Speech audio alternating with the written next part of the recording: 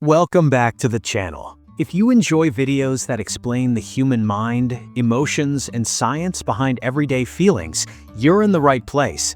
On this channel, we break down complex topics in a simple, logical, and scientific way so anyone can understand them. Today, we are talking about something everyone experiences, but very few truly understand: love.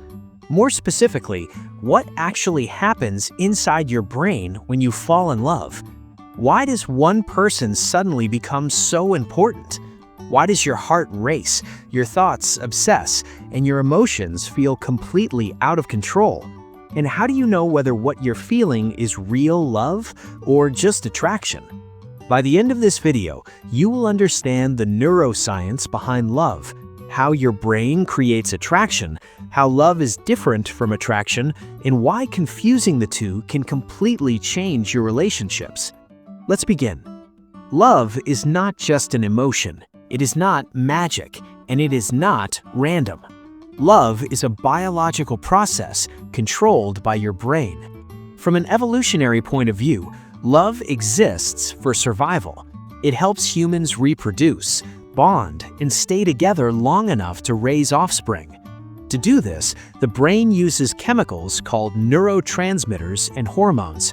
These chemicals influence how you think, feel, and behave, often without you realizing it. But here is something most people don't know. Your brain does not experience love all at once. It experiences stages. In the first stage is not love, it is attraction.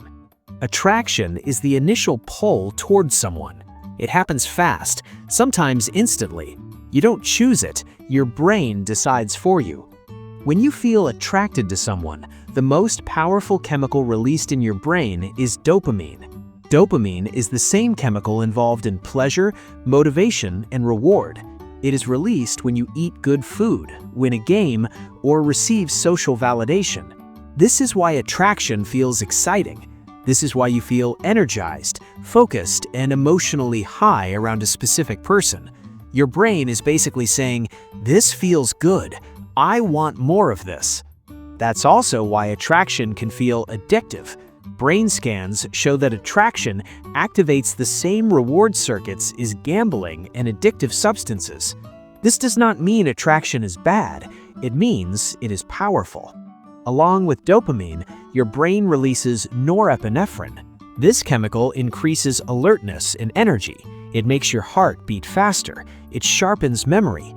That's why you remember small details about the person, their voice, their smile, the exact words they used. At the same time, attraction increases cortisol, the stress hormone. This is why attraction feels exciting, but also stressful. You overthink messages, you worry about being ignored, you feel nervous yet drawn in. This combination of dopamine, norepinephrine, and cortisol creates the emotional storm we often call chemistry. But here's the important part. During attraction, the logical part of your brain becomes less active. The area responsible for judgment, reasoning, and long-term thinking quiets down. Emotional and reward centers take control. That's why red flags are easy to ignore. That's why logic feels boring. That's why everything about the person feels perfect. Your brain is not asking if this person is right for you. It is asking how to keep the feeling going.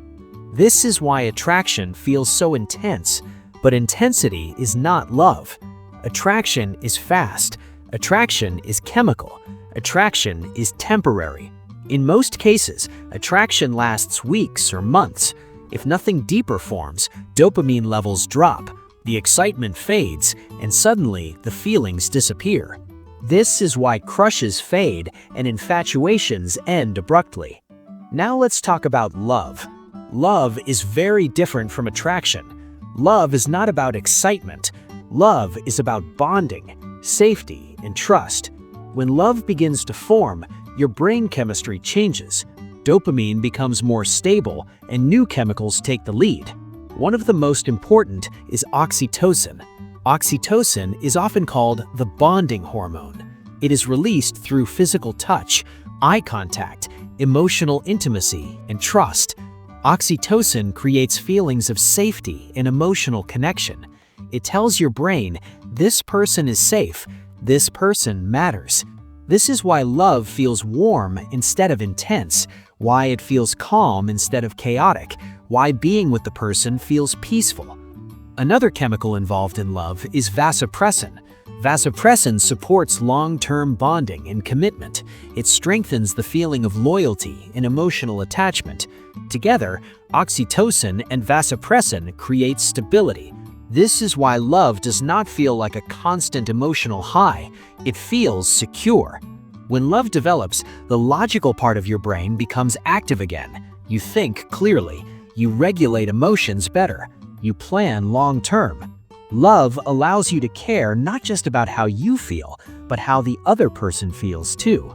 This is the key difference. Attraction asks, how do you make me feel? Love asks, how can we grow together? Attraction is self-focused. Love is other-focused. Attraction creates obsession. Love creates connection. This is why people often confuse attraction for love. Attraction is loud. Love is quiet. Movies, social media, and stories glorify chaos and intensity. They teach us that anxiety is passion and obsession is romance. But real love actually calms your nervous system. Now, can attraction turn into love? Yes, but not automatically. For attraction to become love, the brain needs consistency, trust, emotional safety, and time. Without these, attraction burns out. Love is not triggered instantly, it is built gradually. Some people struggle with love because their brains are used to dopamine highs. Calm feels boring to them. Stability feels unfamiliar. But calm is not a lack of connection, it is a sign of emotional security. Your past experiences also shape how your brain responds to love. People with secure attachment experience balanced chemistry. People with anxious attachment crave dopamine and reassurance. People with avoidant attachment struggle with bonding hormones like oxytocin. This is why the same relationship feels different to different people. Healthy love does something powerful to the brain. It lowers stress hormones. It improves emotional regulation. It increases empathy. It supports mental resilience. Long-term loving bonds are associated with better emotional and physical health. Love is not just a feeling, it is a biological state. Attraction sparks the brain. Love rewires it. Attraction is temporary chemistry. Love is long-term bonding. So the next time you feel something intense, ask yourself one question. Is my brain excited or is it safe? Because excitement fades, but safety builds something that lasts. If you found this video helpful, make sure to like it, subscribe to the channel, and share it with someone who's ever confused attraction for love.